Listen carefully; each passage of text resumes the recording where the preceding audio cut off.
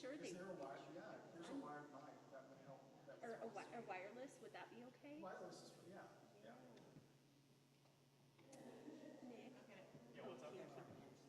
Do you need a mic? Yeah, that'd be all right. Thank you. Nick's on it. And you know, I could bring a stand over and we could leave it there for the hymns. I don't need it. I don't. You I don't want to. actually You prefer prefer to not. not have a mic because I've never Gotcha. been mic trained like real well. So Do you want to stand, Dustin?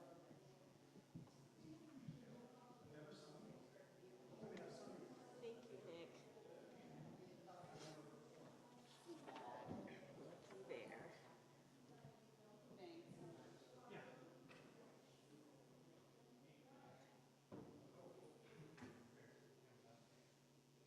I'm probably not going to use it. Okay. Yeah, that's great.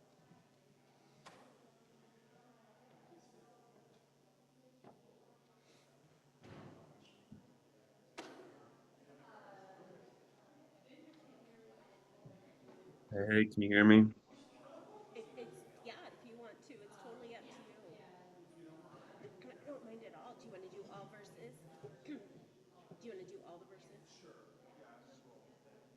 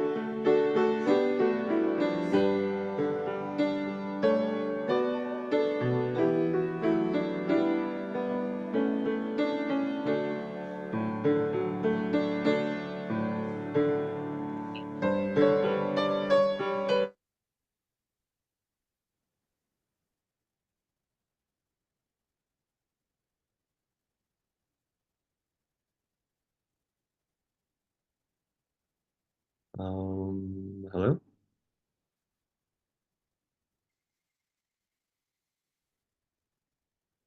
Hi, everyone. Hope you're well. I don't know if y'all can hear me. Just trying to talk and say random things to see if it goes through.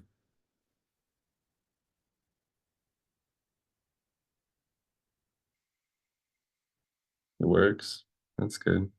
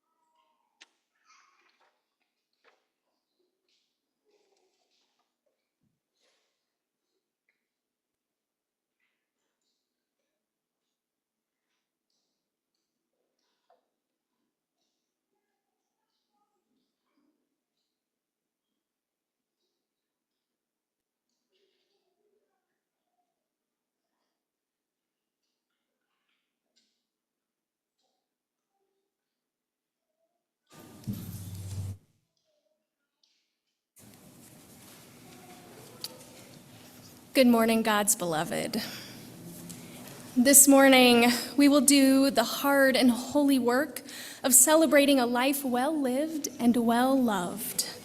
Today, we get to remember and celebrate all the ways that Marty moved in the world. We know that Reverend Marty had an impact on us all, and especially those of us who are clergy. If you are clergy and are here in the sanctuary, or if you're clergy family, would you please rise?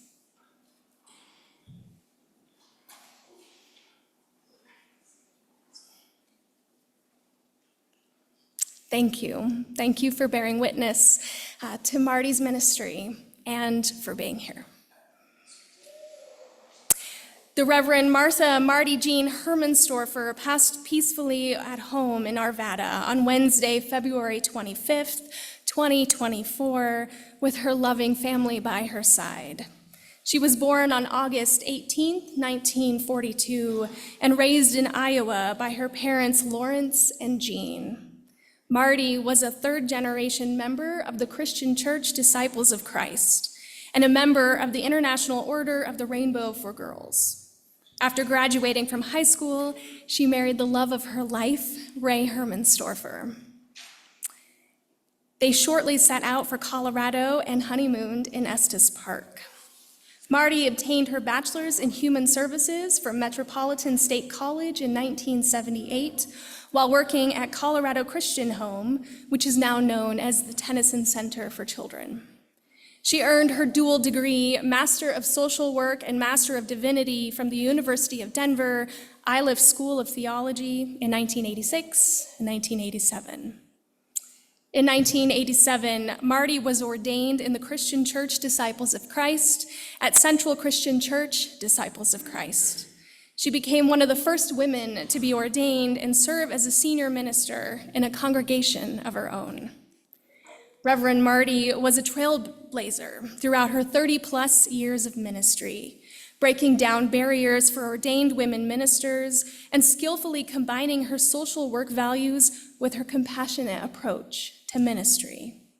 She served as an associate minister to United Church of Christ in Longmont, Colorado, and senior minister at Ursa Christian Church in Illinois, Ridgeview Christian Church in Kansas City, Missouri, First Christian Church in Fort Morgan, Colorado, and First Christian Church in Boulder, Colorado, now known as Cairn Christian Church. Marty served as the search and call representative for the Central Rocky Mountain region before retiring in 2015. She brought an accepting and non-judgmental attitude to all, and we all love her. Marty was a devoted wife, daughter, grandmother, great-grandmother, and friend. She leaves behind her husband Ray and their 3 children, Lisa, John, Laura, and their partners Michael, Carrie, and Jorge. 5 grandchildren, Matthew, Sarah, Jessica, Sam, and Joshua, and 3 great-grandchildren.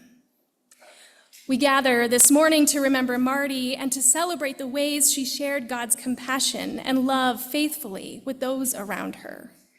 Today, we get to proclaim the good news that death may be final in these mortal bodies, but death does not have the final word.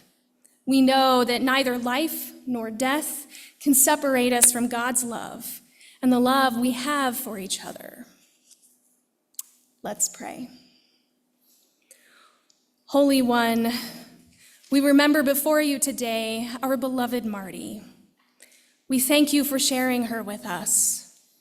As family and friends, we are grateful to have known and loved her as a companion here on earth. Sit beside us as we mourn, as we rejoice, and as we remember Marty. We are grateful to know that we are not alone in this, and that you are our refuge and strength. Comfort us in this journey, gently reminding us that even when we mourn, this gift of love continues on in the ways we've learned to love from Marty and the ways she shared your love throughout her life. It's in the name of the Christ we pray. Amen. I'm now going to welcome up Lisa.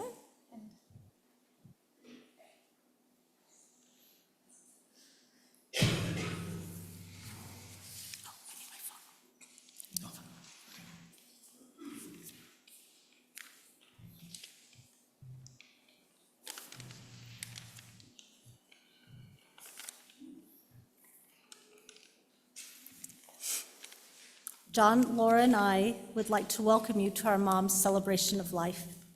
She would be so happy to see each and every one of you here in person or on Zoom. She would want us to celebrate with laughing and with singing and with hugging. As most of you know, Mom loved a gathering and is smiling down on us right now. We'd like to read a poem. My mother kept a garden.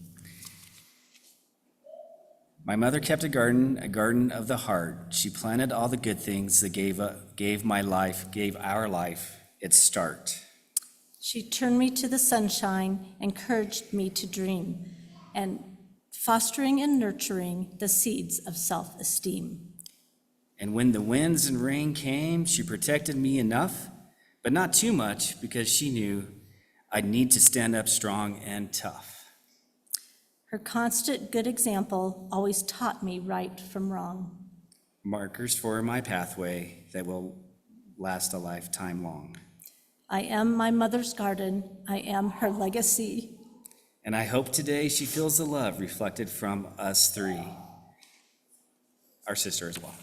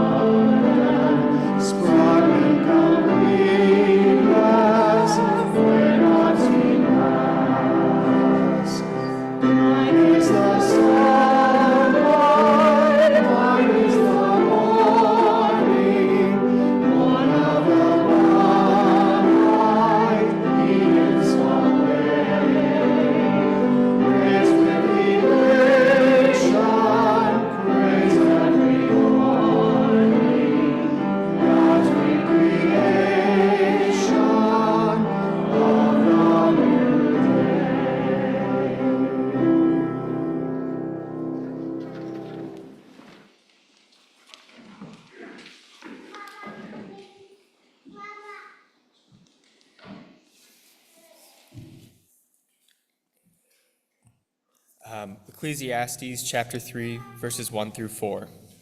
There is a time for everything, and a season for every activity under the heavens, a time to be born and a time to die, a time to plant and a time to uproot, a time to kill and a time to heal, a time to tear down and a time to build, a time to weep and a time to laugh, a time to mourn and a time to dance.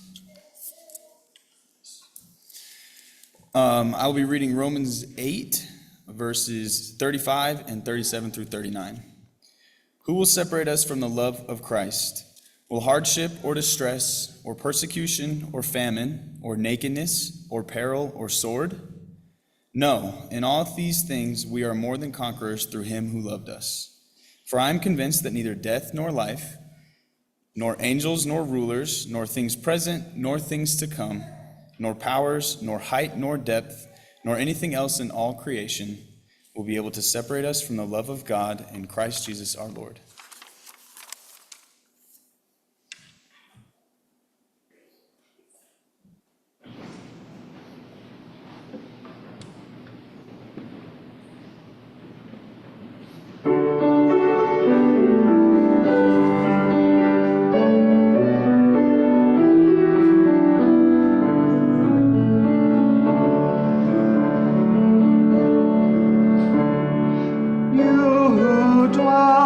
Shelter of the Lord, who abide in God's shadow for life.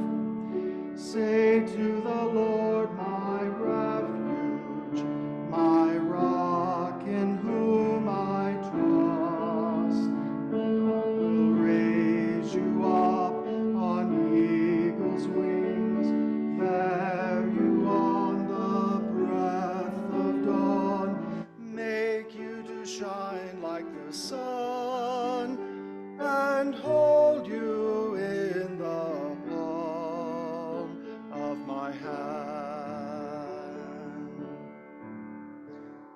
The snare of the fowler will never capture you, and famine will bring you no fear.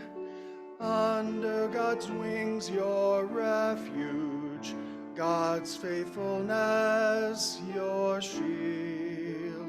And I will raise you up on eagle's wings, bear you on the breath of dawn, make you to shine like the sun, and hold you in the palm of my hand.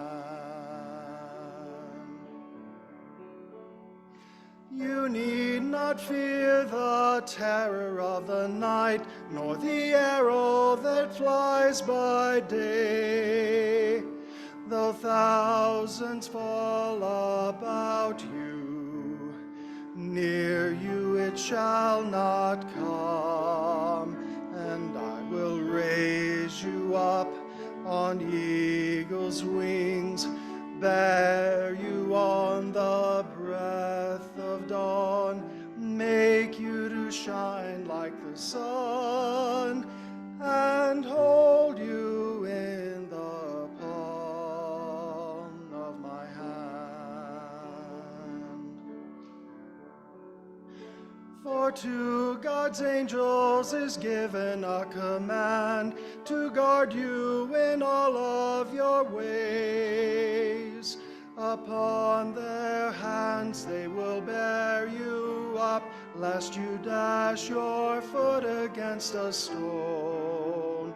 And I will raise you up on eagle's wings, bear you on the breath of dawn, make you to shine like the sun, and hold you in the palm of my hand, and hold you in the palm of my hand.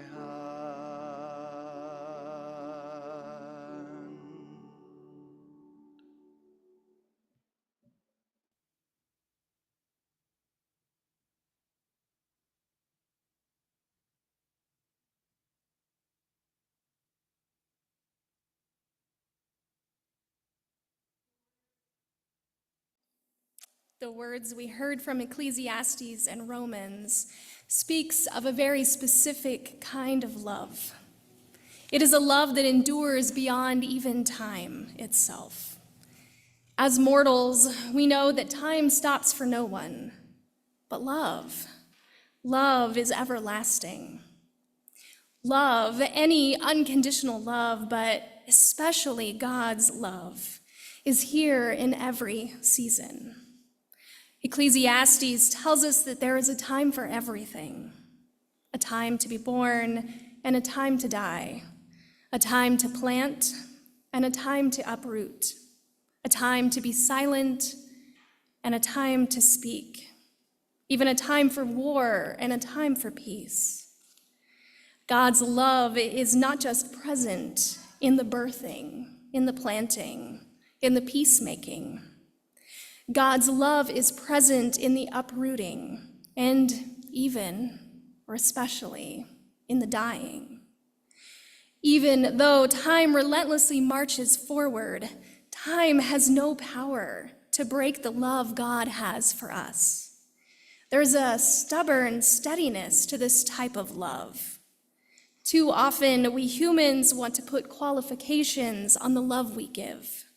I'll love you if you do this for me, or I'll love you if you act the way I expect you to.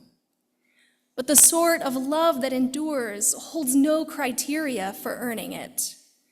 It is just as it was in the very beginning, when love was there, and love made us all in love's image and called us very good.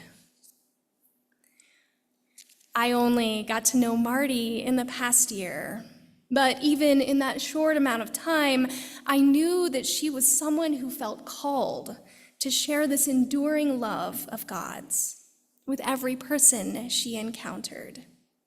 She was a nurturer, one who saw beyond the facades most of us put up to protect ourselves.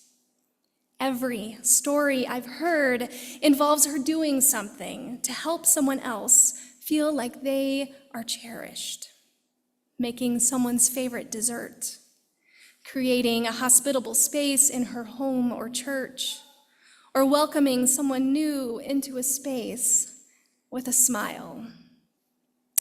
Marty's smile held the sort of infinite love that declared beyond words that each person mattered to her. Her many years being one of the first women in many ministry positions tells us that there was a grit and determination behind that nurturing love. It takes great strength and a lot of trust in God's calling to move in spaces where women and other marginalized people are not as welcomed. We will hear more about the stories of Marty that have impacted those who knew her best in a moment. But I want to take the time to honor this very specific ministry that Marty felt called to. No matter her position, whether she was a mother, grandmother, daughter, wife, pastor, regional leader, or anything else, her calling was the same: to compassionately nurture those around her so that they hear and feel how deeply loved they are, not just by Marty, but by God. In February, I had the privilege of spending a couple hours with Marty in those last days. Surrounded by her family and the voices of her family over the phone, it was unmistakable how much love was in that room. Marty's love for her family, their love for her, and the thin, holy space that holds overwhelming, awe-inspiring, all-consuming love that is God was there. As we prayed together, we anointed her with love. And we were reminded that as much as we believe Marty's love to be a blessing, she would say the same about ours. We are both blessed and a blessing to each other whenever we honor and remember this type of love. It is a love that will endure long after even we are gone. It is woven throughout time, throughout every space we move, and it reaches more people than we could ever imagine. This love is in every story that gets passed down, every person who is impacted by a smile, a gesture, a welcome home. It is in you, it is in me. And when we forget, may we remember Marty and her smile. Well done, beloved child of God. Well done.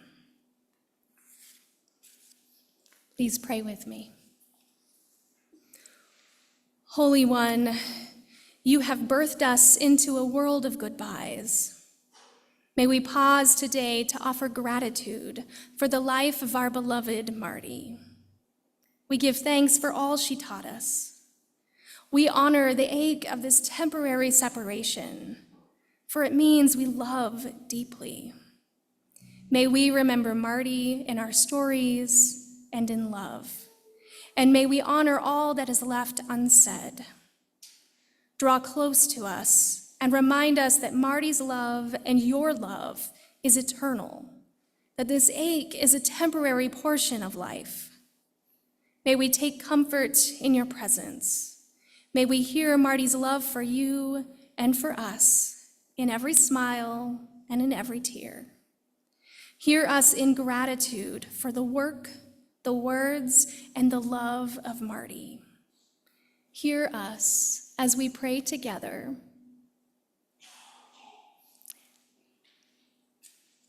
Saying, Our Creator in heaven, holy is your name. Your kingdom come, and your will be done, here on earth as it is in heaven. Give us this day our daily bread, and forgive us for the harm we have done, as we forgive those who have harmed us. Do not let us be overcome by temptation. Set us free from evil, for yours is the kingdom and the power and the glory forever. Amen. I invite you to listen to the first verse of this next song, and you'll be invited to join in on the rest of the verses.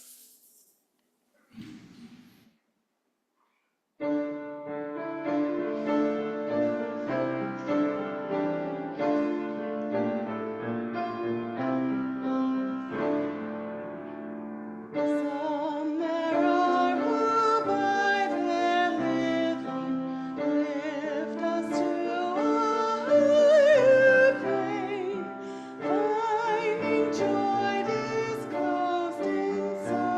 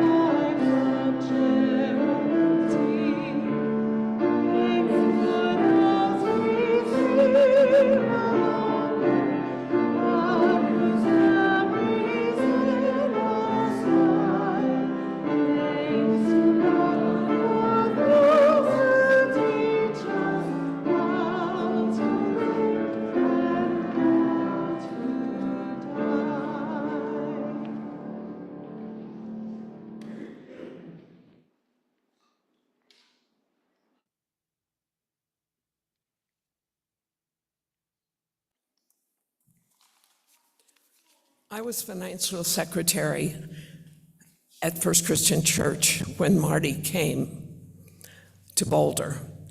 I was in the church office every Monday. Marty and Secretary Linda Abel and I had so much fun laughing and sharing and enjoying each other's company.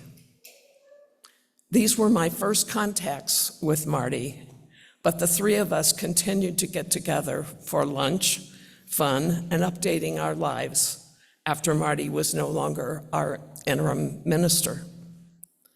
When Marty came back to First Christian after a year away and a new minister, Marty joined the New Women group. It was a larger group at that time, and we met in the homes of our members. When Marty hosted, we always had great food, and much of it from her garden. We always had serious times of study as well, and learning more about each other. And Marty helped in leading those times, especially in the last couple of years, where she provided our devotion every month up through January this year. She had a smile for each of us as she led. One person reminded me of her leading the group with the fun Johnny Appleseed song. And I hope you remember how it goes, as I can't sing it the way she could. Another person reminded me that Marty had the perfect blessing for every occasion. She was a very special person and friend, and all in New Women miss her so much.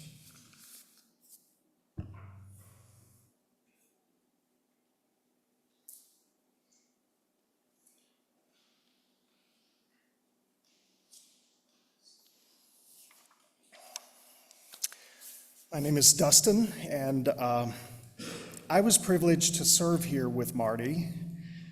I was youth director during her time as pastor. She left congregational ministry after working with me. I don't know that there's a correlation, but there could be.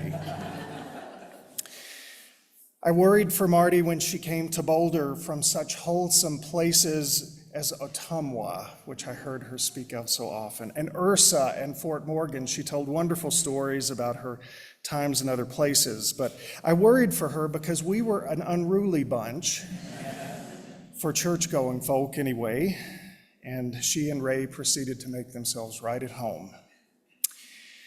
Marty led First Christian during a chaotic and transformative time in the life of the church.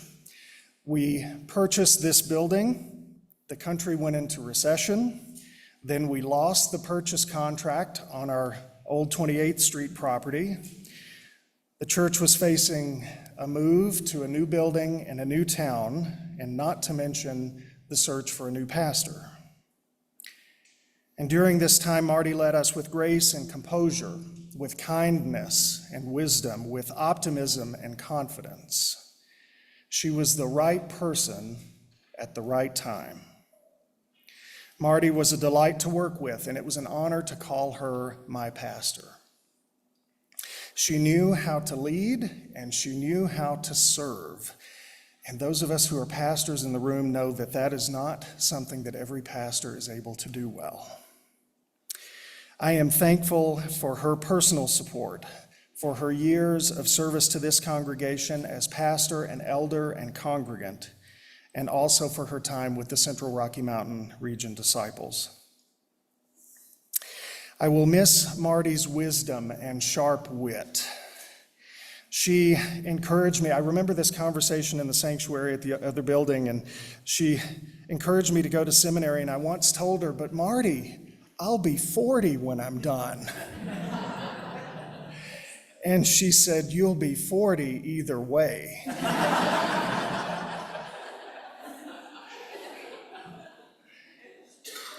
And another time, at one of Sandy Bish's famous summer parties, I was leaving and Marty was staying. And she said, "Why are you going home so early?" And I said, well, Marty, I have to get my beauty sleep. And she looked me dead in the eye, and she said, well, you must need a lot of sleep.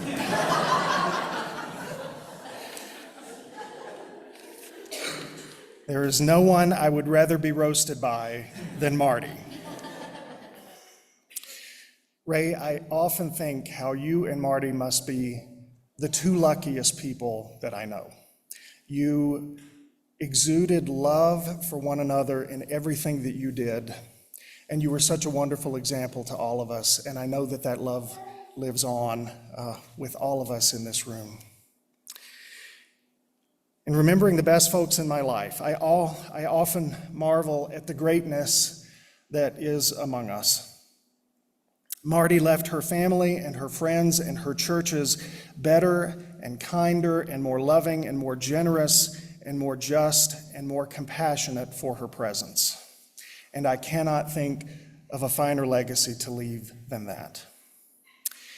So going forward, and this is a message to myself as well, let's make a habit of telling our loved ones how much they have changed us while they can hear it with their own ears, instead of us waiting until they are gone.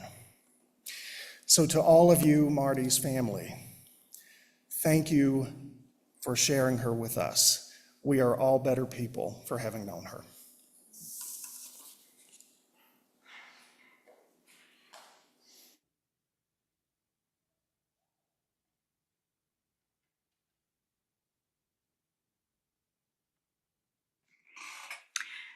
I truly got to know Marty about 15 years ago when I was preparing to begin my ministry at Cairn, which was then First Christian Church in Boulder. She had been the interim before me for about 2 years, and she asked to meet with me so that she could pass on her pastoral knowledge. I have no doubt there were many things we spoke of that day, board meetings and worship and all the things that go into being church, as well as sharing our own personal stories of family and ministry that had brought us to that wonderful moment when one ordained woman passed on the reins of ministry to another ordained woman. Her eyes sparkled with the excitement of that moment, of being part of something that had once seemed impossible, of not simply witnessing it, but helping to make it possible.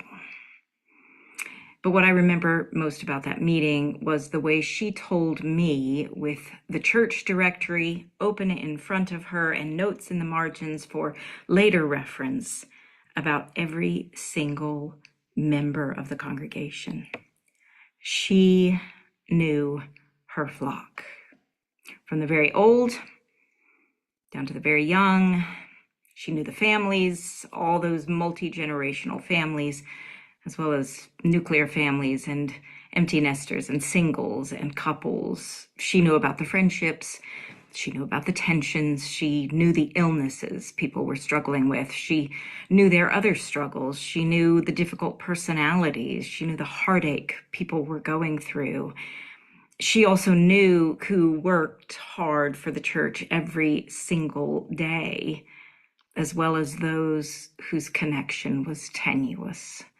She knew, and she loved each and every one of them. She told me about them with that beautiful, loving voice of hers and with that fabulous laugh whenever she shared something funny. She absolutely had a pastor's heart, and I was humbled by it and honored to be in her presence. Marty and Ray then left FCC Boulder and gave me the freedom to become the new pastor, to develop my own pastor's heart. And when I knew and loved those church directory faces as much as she did, Marty and Ray returned to Cairn. And that is when I got to know the other side of this seemingly unassuming elderly woman.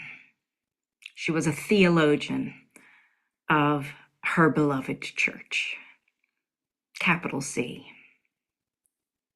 She was a preacher of compassion. She was an advocate for justice, for women, for the poor, for the LGBTQ community, for Black lives, for the lost and the marginalized, for Indigenous peoples, and for creation. She was a worship leader. She was a wise woman. She was mischievous, and she was creative.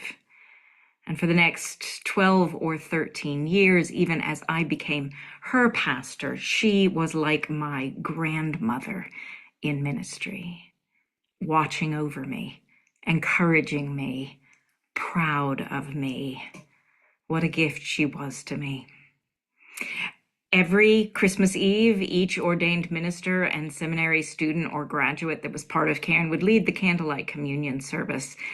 Besides Vic Hunter, most of them were women. Janet Barriger, Barb Wilkins Crowder, Tunde Way, Dale Ferguson, Shay Champ Carell, Angie Combs, Alana Hunter Lawley. A number of others from other denominations, and of course, Marty. We all robed and we processed in, and I loved seeing Marty in her robe and her stole. I loved seeing people's shocked faces when they saw her, not knowing before that moment that she was ordained. I loved her joy in that moment of shared ministry and shared liturgy. Marty was, of course, an incredible wife, mother, grandmother, friend. She was a beautiful child of God and a gift from God to all who knew her. She was also a gift to the whole church, to the body of Christ, and specifically, she was a gift to women in ministry.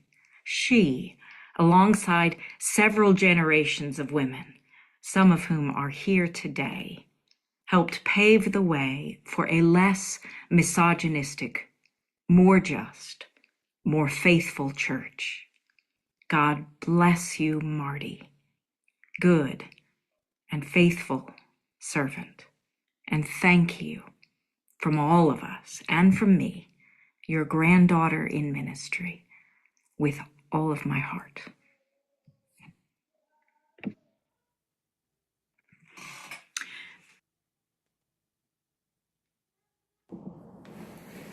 Hello, God's beloveds. The beloved family of Reverend Marty Hermanstorfer, her beloved Ray, and all of the family,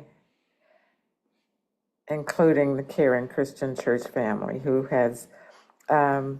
they have walked with for certainly decades.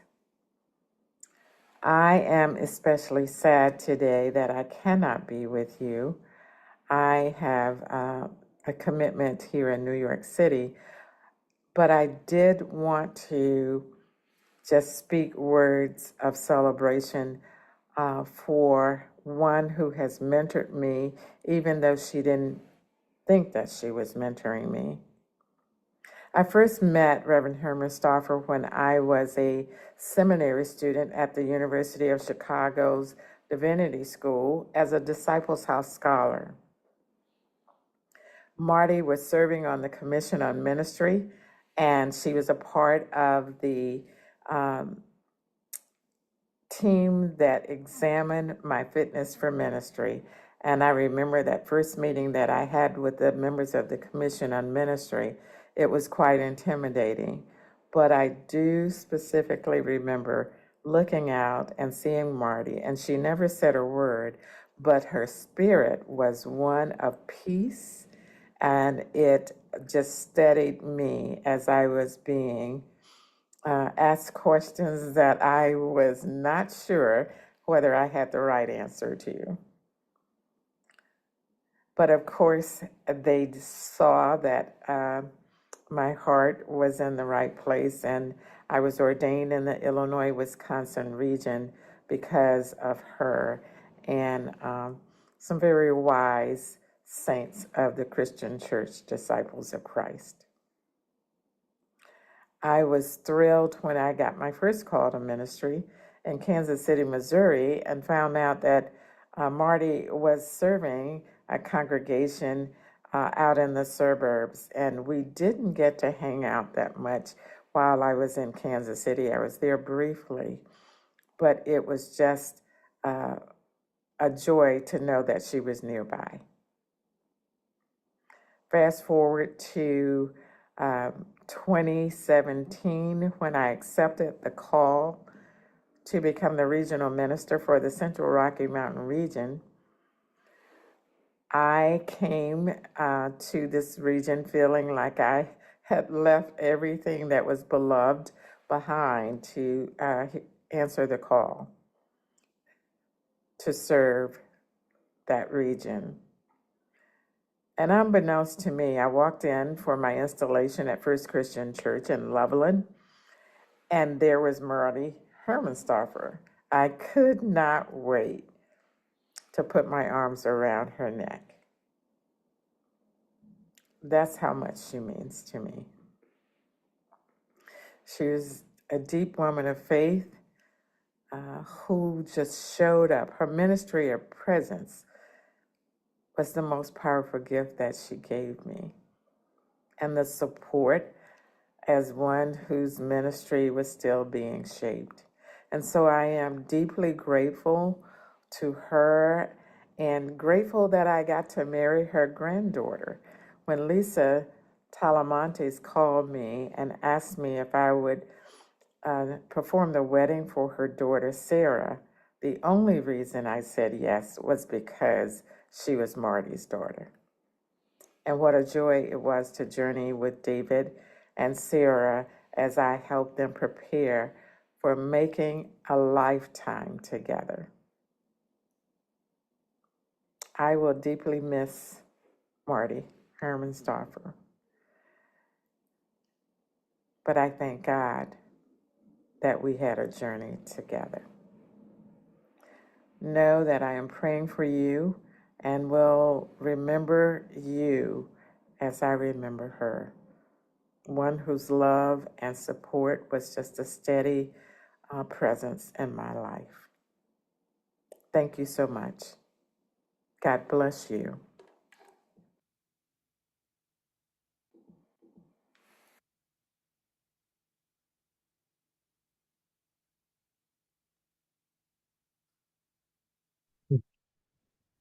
Hi, everyone. Hi, everyone. My name is Matthew. I'm one of the grandchildren. Thought I'd start off with a quote that I found a little bit after my mom passed away. She exists in me now, just as I will and already do within my grandchildren. No one ever truly dies. The desires of our hearts make a path, and we create legacy with our thoughts and dreams. It's by an American indigenous poet and musician. These are some of the kind of natural magical qualities of hers and stories that stood out to me, but I know that they're very much connected in a similar place that she has held not only for myself, but for Sarah, for Jessica, for Sam and Josh as well. And these are the things that I kind of see as her legacy that I hope to share. My mom taught me a lot. She taught me about courage, empathy, and the best back scratching techniques. Her favorites were rows or circles.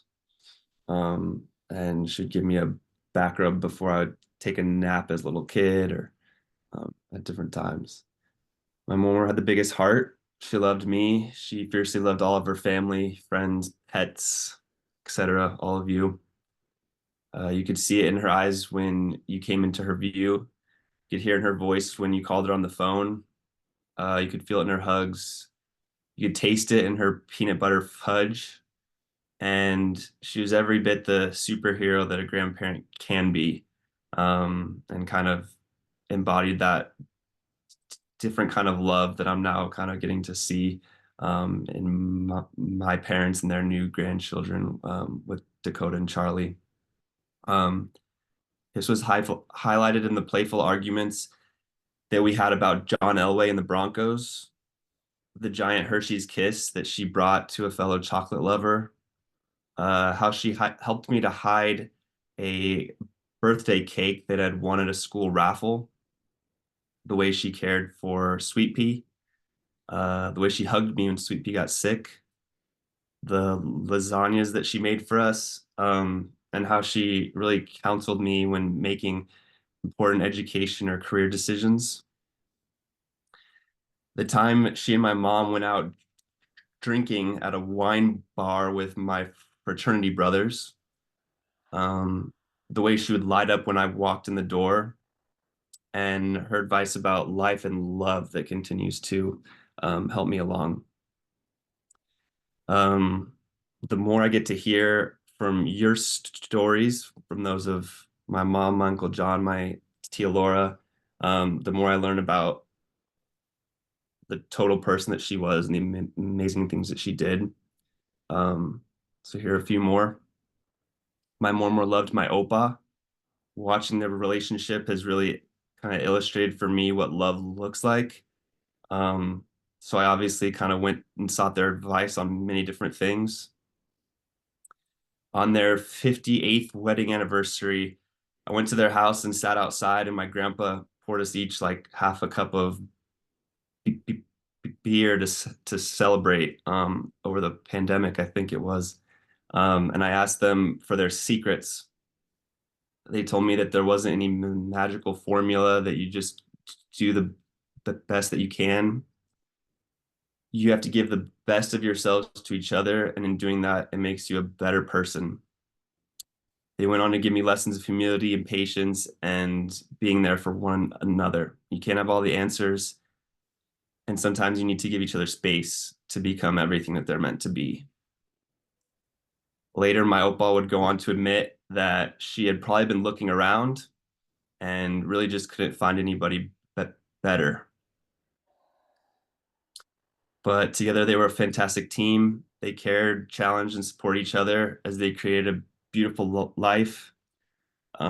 Humor was a crucial part of their love language, and they could still make each other laugh even after 60 years of marriage. She loved to respond to his crazy comments with a perplexed look, or catch him off guard with a sassy remark, even when she became sick or tired.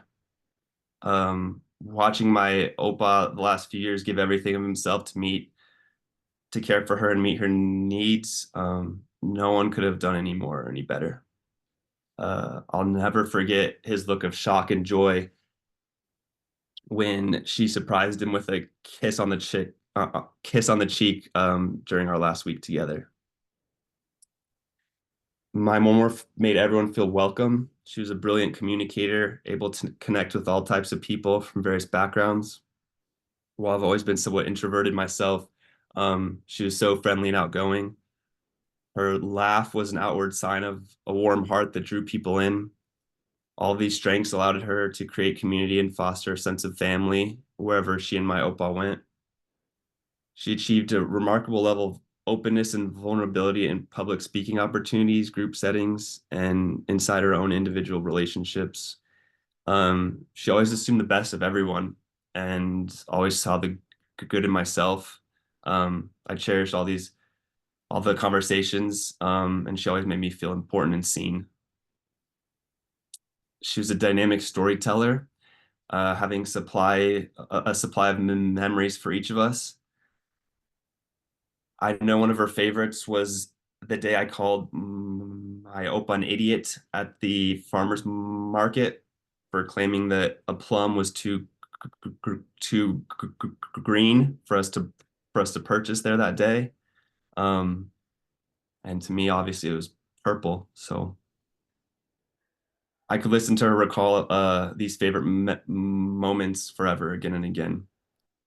For such a proficient and comfortable speaker, I was surprised to learn that public speeches really made her nervous. And it wasn't until that last week with her on Johnson Street that I was told that this trailblazing pastor that confidently led her congregation would wake up early every Sunday with butterflies in her stomach. It was the first time I remember considering that she was afraid of something in the world, or could even feel that. But the revelations only add to her story and the obstacles that she overcome to bring these dreams to fruition. And at least in the eyes of her eldest grandson, my Mormon was absolutely fearless. She tackled every objective along her path, regardless of what the world told her was possible from a small town woman and mother. She saw no need to wait in marrying my Opa and moving to faraway Colorado. She earned 2 master's degrees while building a family. She won over congregations that had only ever known and wanted male-led churches.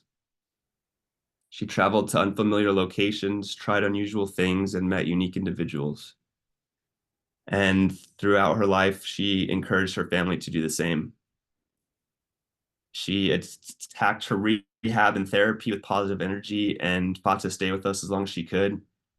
She worked to be at her best for holidays, anniversaries, weddings, childbirths, and other family outings that she could make it to. It was these interactions and connections that she really lived for. And when the time called for it, she confronted age, sickness, and death gracefully and head on. She was constantly reciprocating our love for us, our love for her, even till the last day. And all the things that I'm kind of awfully afraid of, she never seemed to be. She'll always kind of have this heroic quality attached to her. As we remember her today, I know that my mom was bravely pressing forward in her latest adventure. She always exemplified for us.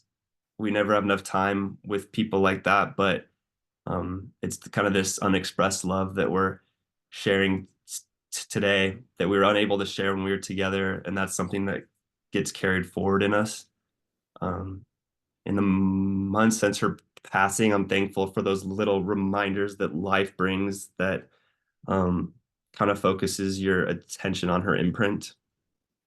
My family will tell you of her fondness for butterflies, and those same butterflies surrounded me during a particularly tough week this last month. When I was missing her a little extra on my birthday, a butterfly landed on my hand in a Chicago train station, kind of bringing a smile.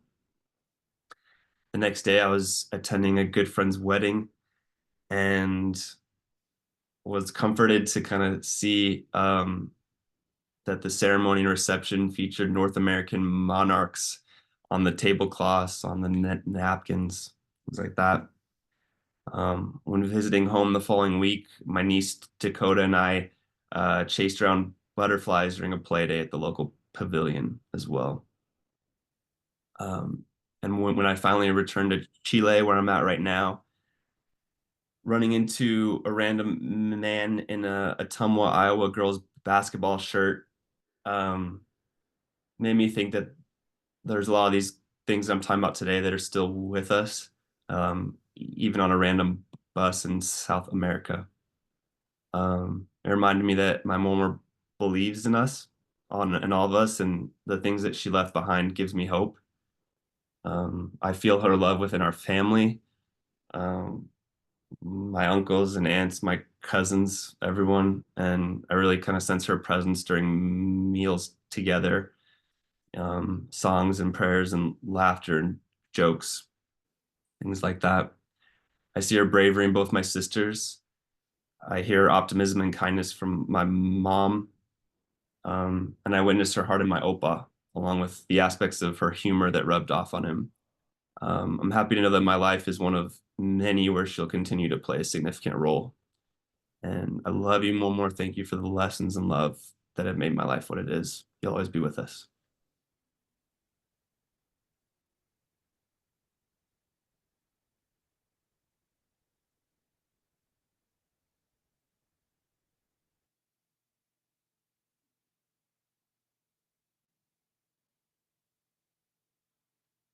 I'm so glad Matthew was with us today. For those of you who don't know me, I'm Sarah Talamantis. I am the second of Mormore's 5 grandchildren.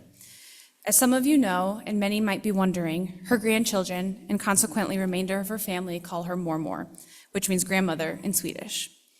Like everything Mormor does, she does it wholeheartedly, and it becomes part of her identity. Whether that is being a minister, rooting for the Denver Broncos, though we thought she had questionable taste in football teams, cooking for her family, and eating Fannie Mae chocolates. and grandmothering, or should I say murmuring, was no different. I want to share a few anecdotes about the various people that Mormor is to me. My role model. I first realized I wanted to be just like my Mormor when I learned that I had inherited her green eyes. I wanted to be a strong, compassionate, hardworking, green-eyed woman just like Mormor. Through her examples and as a minister and leader of the church, she showed me that I too could grow up to be a leader in whatever career I wanted. I promised her that after I finished my training to become a doctor, I'd return home. And just last week, my husband, daughter, and I finally did, moving home to be with our family. My cheerleader. Mormor was my biggest fan in every aspect of my life.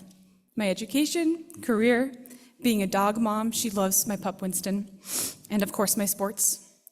She became the official grandmother of my high school basketball team, always wore her purple pea coat to show off her tiger pride, and was consistently the loudest voice in the stand, whether cheering for me or yelling at the referees. It meant the world to me to have my grandparents at most of my high school games and to have had them part of my team. The life of every party.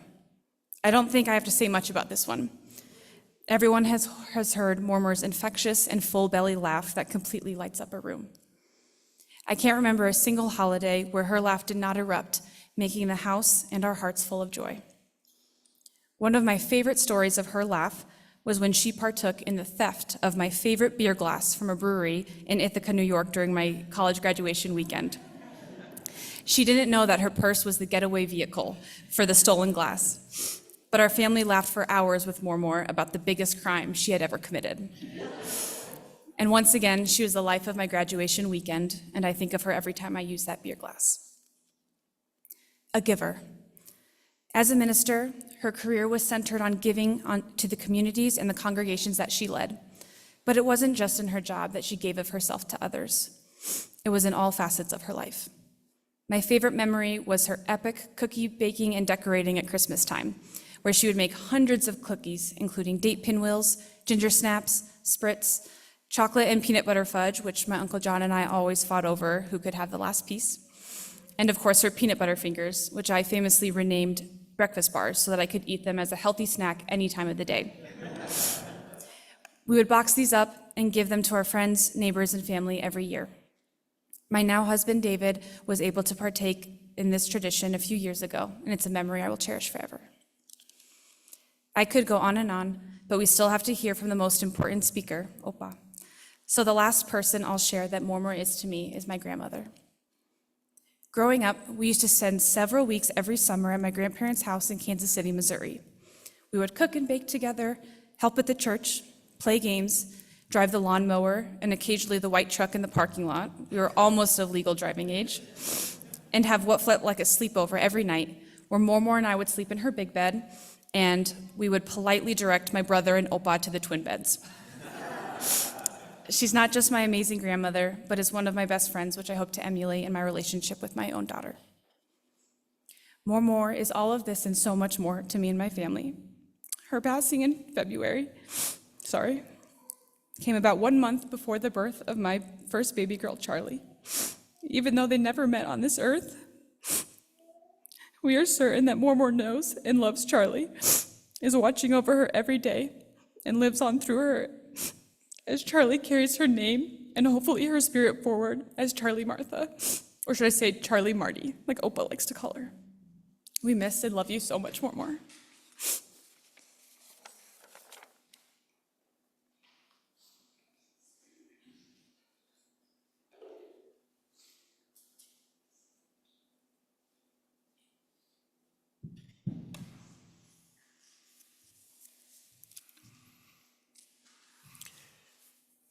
We're here today to honor Marty. We all have different memories that we need to share with each other, I think, maybe in Fellowship Hall today. I can't say enough about my family that's all here, and you saw Matthew on the screen. I can't believe what Matthew had to say today. it was overwhelming. He put it in such language that I wish I could do as well today, but I do have a few things to share. We all have special memories of part of that journey that I lived for actually over 63 years.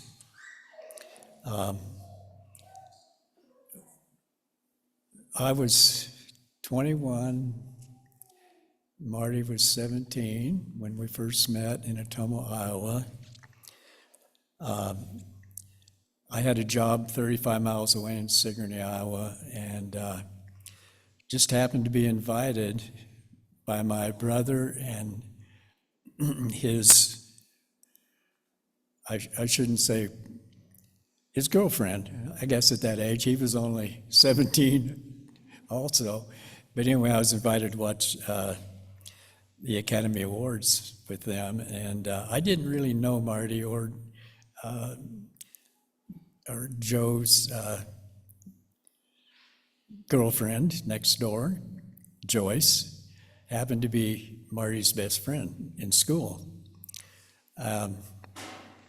So we watched the Academy Awards, and I was so impressed with how Marty was so much fun, so comfortable in her own skin, as they say, very confident. That certainly impressed me.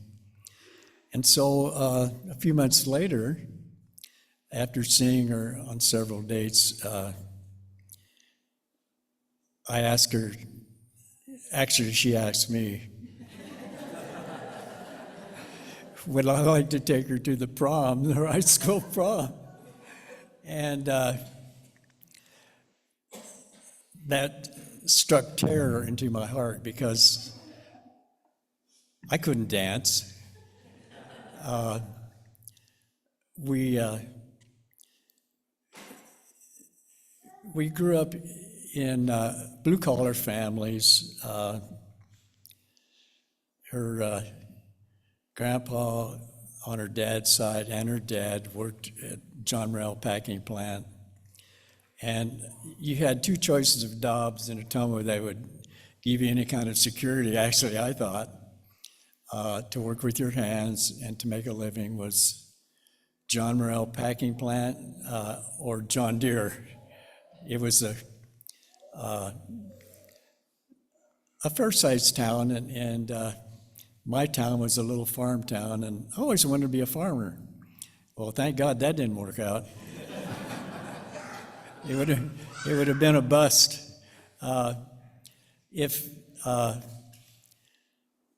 If you wonder where I'm going with this, family, just speak up or raise your hand and I'll try to cut it short. Anyway, so we started square dance lessons, had to drive 35 miles to pick up Marty, drive back 20 to Hedrick, Iowa. We had good friends in the class and we had a terrific time. But when I was working for Potter's Service in Sigourney, and so our neighbor who inherited, a truck driver who inherited the farm down the road, we were out in the country,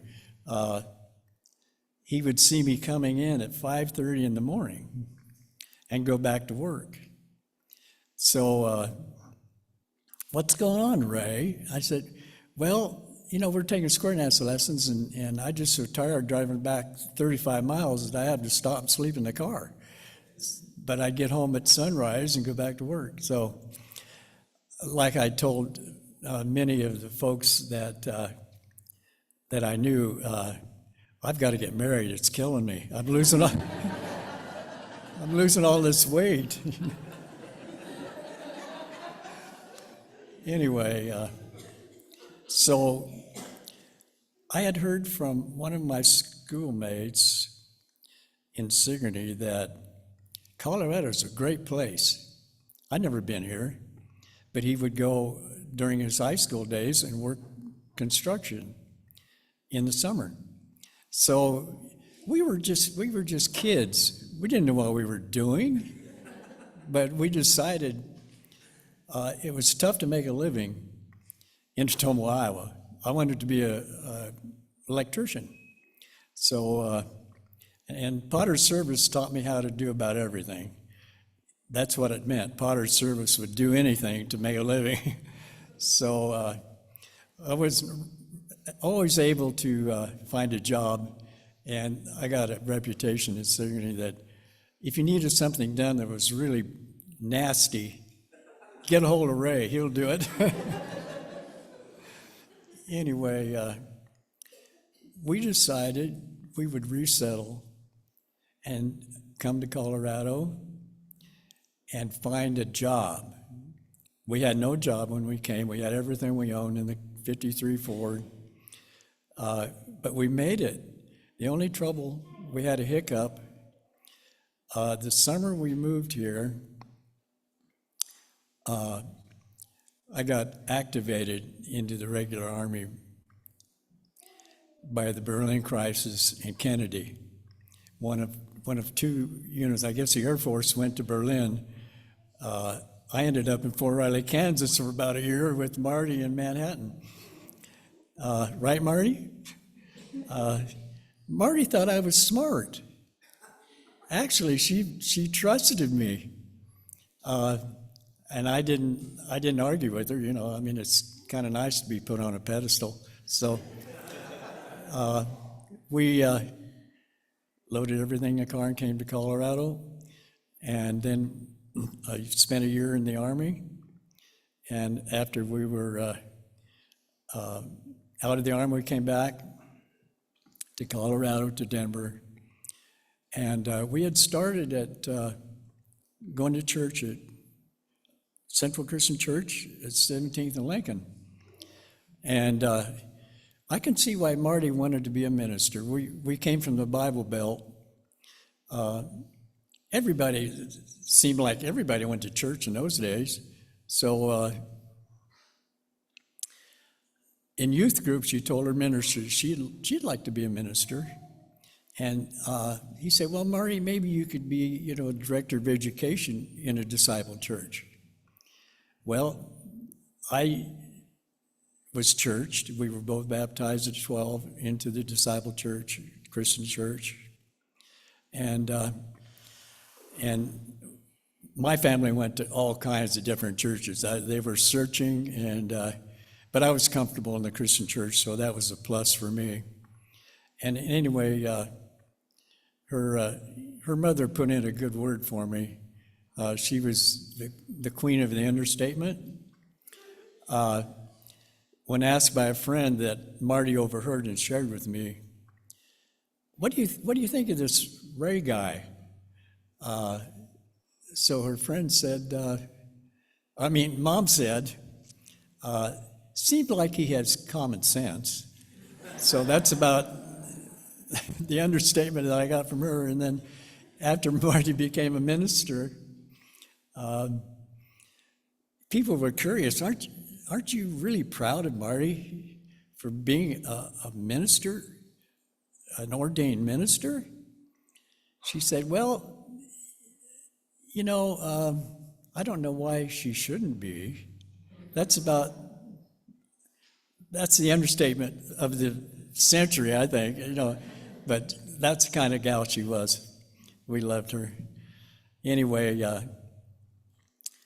then after, she had a year of college, and after we settled here then, and before I left, I was right at the age where I wouldn't have been able to enter an apprenticeship program, and I couldn't get in the electrical field, so Potter's Service did plumbing. They pulled wells for farmers. They can do anything, so I'll do anything for money. So that was a big mistake because I could have been a better family man, really. So we had 3 children. After working at Colorado Christian Home, with that 1 year of college, she went back to college and got her degrees and got ordained at Central Christian Church in Cherry Creek then. So as the minister said at her ordination, Marty, you and Ray are sort of like Abraham. You're going on this journey not knowing how it's going to end up. So we went back to the Bible Belt, Illinois, Missouri. Gosh, what ministries, what fine people we always had in our churches. So supportive, so faithful. It was our social life from our beginnings. We always had to be in church, even though some of my churches were a little scary. And thank goodness I went to Marty's church, or I wouldn't be standing here today. But I need to wrap this up, I know. So we had 10 years after Marty was diagnosed with Lewy body, and which affected her balance and her sight and her ability to do the things she'd always done. And so we are so thankful those last 10 years that we had together and were able to stay in our home with a lot of support from our family who are close, and from True Hospice, and from Jackie from Vital Care. Thank you. And I hope Jackie, she became Marty's best friend in the last days, so I hope she's on Zoom. Jackie, we love you. Anyway, and the family would help us before we even asked. They would see what we needed. And thank goodness, I shouldn't say that, because Marty was in rehab a month in one and 3 weeks in another at different times. And I learned the skills that it takes to be a caregiver. And I really appreciate all the help we got, and was able to use the equipment that the family was able to help us with, and how we were able to stay in our home right until the last. So we had good quality of life in the last, most of the time we had good quality of life because we had the tools and the will to stay in the home, our sweet home. And so when Marty transitioned, we were there with her, the whole family, except for Sarah. And we have 3 great-grandchildren here today, and you met 2 of them, didn't you, Marty? So you can see the 3rd one now, can't you, sitting here? And I do think Charlie Marty is better than Charlie Martha. So we hope you can, I always tease Mom about golden years. Mom, this is our golden years in the last 10 years. This is really our golden years. But then in the last couple of months, I've been thinking, if you don't have at least some golden hours, you need to change something. So I hope you can stay for a sandwich, and the church has been working pretty hard to get all set up and so we can share some more memories. Thank you for being patient with me. And it's all about love. We've heard so much about love this morning. We discovered that one song that you sang. That's a tough hymn to sing, but it's so appropriate. So I think there's another song yet, so I better sit down.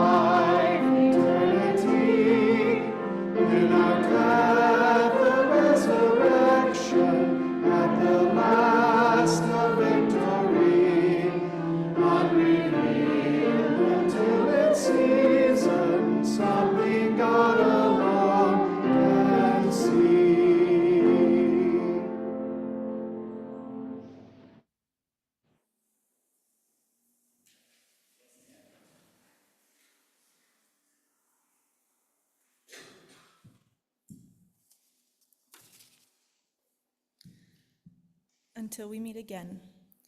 When my life on earth is done, I know you will be sad, for you will miss the body that once my spirit clad. But look at this through my eyes, and maybe you will see there is no need for sadness, for love surrounding me. I'm here with God in heaven, no pain, no hurt, just joy, beauty that I can't describe and man cannot destroy.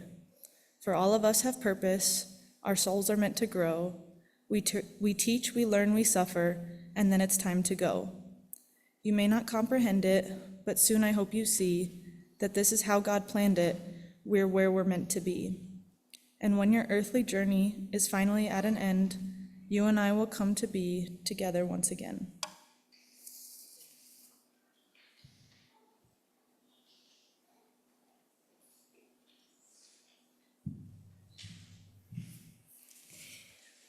Please join me in sharing the peace of God with each other.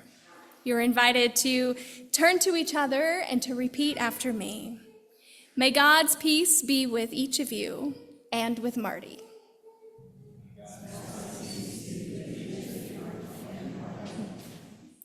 As we prepare to go out into the world, we invite those of you who are here in the sanctuary to a reception in the community room. We'd also like to remind you to please take some time to share a memory in the memory book in the entryway. With open hands and surrendered hearts, we remember our beloved Marty. May we always remember that parting is a temporary portion of life and a pain that will not last forever. May we take comfort in your presence and in Marty's love that endures still, which goes with us and never leaves us. May God bless us and keep us. May God shine and smile upon us and be gracious to us. May God look at us fully and give us peace. Amen.